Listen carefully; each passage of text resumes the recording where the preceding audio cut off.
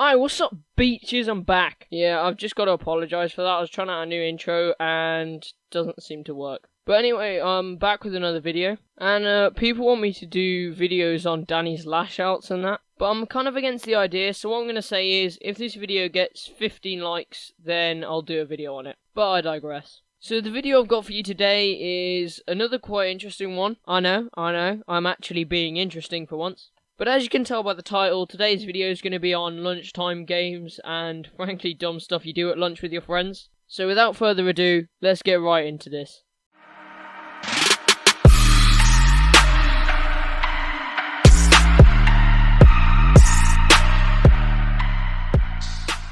So as always, before we get into the video, if you are new, please do subscribe, it would mean a massive amount to me. Over the past couple of videos, we haven't been gaining the same amount of subscribers as the videos before them. So what I'm going to say is, if we could gain at least 3 subscribers from this video, that would be great. I hate saying goals for videos, because it just reminds me how shit this YouTube channel is. But yeah, please support it, cheers. I've also had a couple people tell me that I should change the gameplay in the background. So I listened to you, and here you go. It's so good being a cunt. But yeah, if you've got any games that you actually want to see in the background, or any games that maybe you want to see me play or something, just leave some suggestions in the comments. Even though it is pointless me saying that, because literally nobody will. But on to today's video. So unlike in my other videos, I'm not going to pretend like you don't know what lunchtime is. Or even worse, don't know what games are. But honestly, most of you have got to understand how legendary some of these things can be. And it's not necessarily the ones that are thought through that are the best. Sometimes the dumber they are, the better they are. But that leads me on to the first thing about lunchtime stuff. To figure out where it ranks, you have to interpret in these 3 factors. Number 1, how stupid it is. If the game is something that has a sophisticated set of rules, more often than not, it's gonna be one of those things that dies off within like 2 days. And that would probably rank it much lower on the list. Number 2, diversity. If it's a game that relies on certain weather conditions or somebody being crippled, it might be an absolute banger of a game, but obviously circumstances might mean that you can't play it from time to time.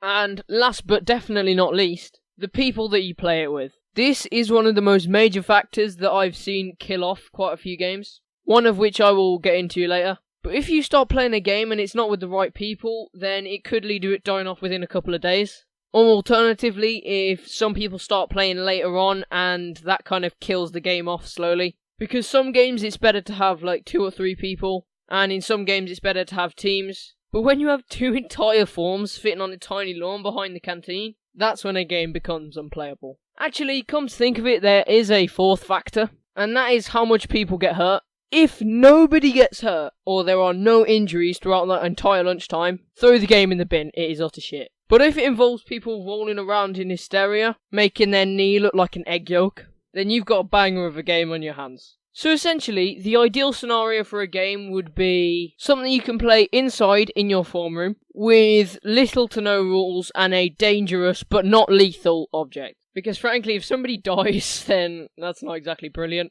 Unless it's a mouldy kid. If a mouldy kid dies, then no one really cares. Big up Mouldy Kids Club and our lord and creator, Matt Findell. But in my school, especially in my form, we have some of the most stupid or imaginative people. You know, whichever way you want to look at it, it's the same really. And this obviously means that we have the most banterous games.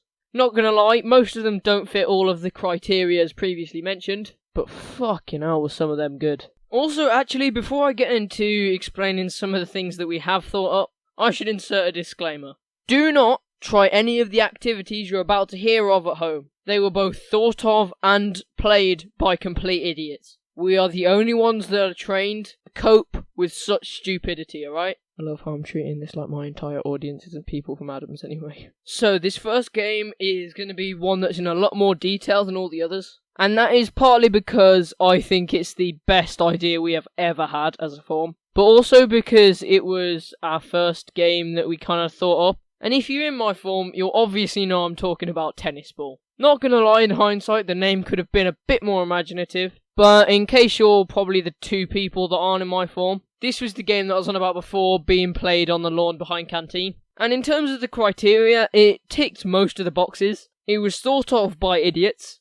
It involved people getting hurt. And most of the people that played it were actually really safe. The only real problem was that it was played outside, so the weather conditions were kind of dictating whether we played it or not. but other than that, it was extremely diverse. The main things you will need to play tennis ball if you are from another school like Burton Borough or something are a tennis ball, 4 bags / jumpers / blazers, and probably anywhere between 6 and 12 people. The reason I say that is because anything under 6 would be too much space for everyone, therefore not enough casualties, and anything over 12, as we experienced, gets way too hectic and causes the game to collapse. But yeah, there weren't too many rules other than maybe one. And that is that you do whatever it takes to stop the other team from getting to your goal, and you do whatever it takes to get to their goal. And one of the things that made it so great is the complete lack of rules. I mean, I think we had to implement one other rule after about a couple weeks of playing it, and that was that you couldn't kick people, because I was yeeting Jake's legs from underneath him a couple too many times. And even though it was hilarious to watch, it actually got a bit too serious when he'd, properly hurt his knee or something, I don't know, can't really remember. But yeah, as with all games really, you kind of had the starting people that founded it, if you like. And within those, there were 2 or 3 people that dominated the game to start with, before it kind of evened out and everybody got the hang of the game then. And in this case, it was me, Tio, and Joe. And at the start, we were usually split up, but after a couple of games, we were all put on a team for the first time, and a certain event happened that forged what would be known as the package, and that was the most beautiful series of combination play between the 3 of us that led to Tio mounting Ethan to get it over the line. I mean, who needs the Bible? This is the only thing you should really worship. But then I think as well, after that, people started trying to make an anti-package, which consisted of Dan, Ethan, and Jake, I think. Which actually reminds me, Dan, being the 6-foot pole that he is, started coming into the game after a couple weeks. And he was usually playing towards the back, towards his goal.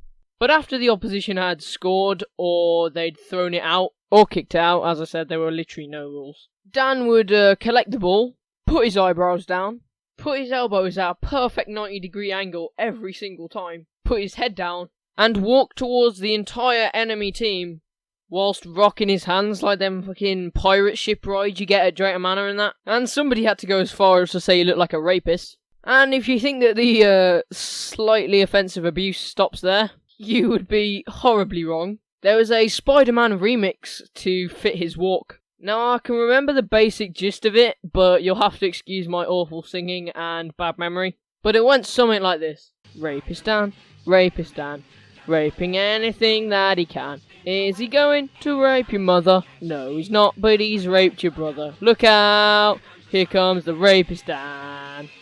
Thank you, you're too kind. You can stop throwing all them fruit at your phones now. I don't fucking know, I'm not in showbiz.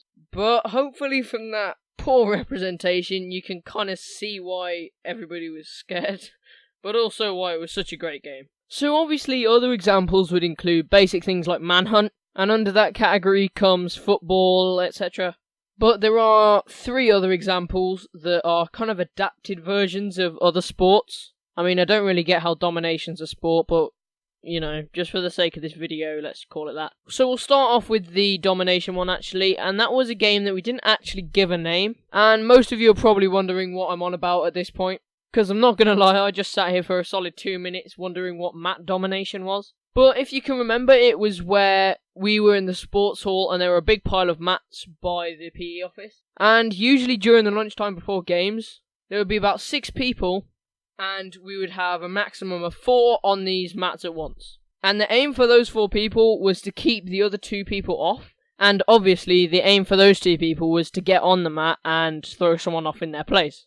It was kind of like a really small game that didn't really last very long, and only included very little people. But I'm not gonna lie, it was great fun. But it was really hard when you had to try and get people like Badminton Boy off the mats, because that was at least a 2-man job. But yeah, there's not really much to say on this one, so I'm going to move on to the next one. So these 2 are relatively new games that have only come around in the past couple of months. And the first one was extinguished very quickly when Mine lost his bouncy ball. But that was bouncy ball table tennis. And it is pretty much just as it sounds. But towards the end of its life, we did kind of adapt a few rules to make it a bit more interesting and try and keep it alive. So we had like trick shots and stuff that you had to do. Yeah, as I'm saying this out loud, it sounds very, very basic. But the next one is insane, and it's something that we're still playing now. Not as much, but nevertheless, we're still playing it. And that is crutch jousting. Now, crutch jousting is, again, pretty much as it sounds. Although, it doesn't really rank very highly on the diversity end of things,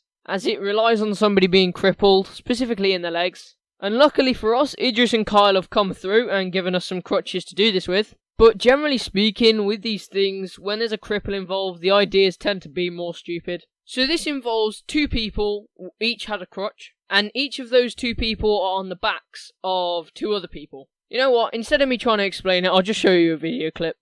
Alright, you ready? 3, 2, 1, joust! So yeah, as you can probably see, there is massive potential for injury. It is very diverse in that you can play it inside, but literally you have to have somebody that's crippled. Unless somebody happens to have some spare crutches lying around somewhere. But yeah, that's crutch jousting. So this last one I've chose to put at the end of the video for a very good reason. Because looking at my average watch time, most of you won't actually see this. If you are actually seeing this, then safe. But this is to give a taster of what the whole 15 likes thing was about. Because this next one is something that me and a few other people who would be considered cunts at this point have done in various different lunchtimes. So, as everybody in my form will know, there is a certain person in my form who, for the sake of this video, I will call Terry. And it is an absolute task to get him to look up from his phone. So what me and Toby and Ethan have done in a few lunchtimes is try to get Terry to look up from his phone. If you get the Brooklyn Nine-Nine reference to when they tried to get Gina to look up from her phone, then right. But the point of the game was, whoever got Terry to look up from his phone first won. But the problem was, over both the lunchtime we played it, nobody got him to do it. We had tried literally everything. We threw bags, we threw bottles, we even told him somebody was giving out cookies in the hallway. But the reason that nobody could do this is because of the one rule we had put in place. You could not physically touch Terry's phone. I mean, technically the closest we got was when we put a piece of paper in front of his phone screen, because then he technically wasn't looking at his phone, but he didn't look up from it. But I'm going to put a $5 on the line for anybody who can successfully get him to put his phone away. Anyway guys, that's pretty much it for today's video. If you did enjoy, leave a like, and if you are new, subscribe. As I said at the start of the video, if we hit my pathetic 15 likes, then I'll do a video on Danny's lash outs. Also, if there are any games you want to see in the background instead of Call of Duty, then leave a comment down below.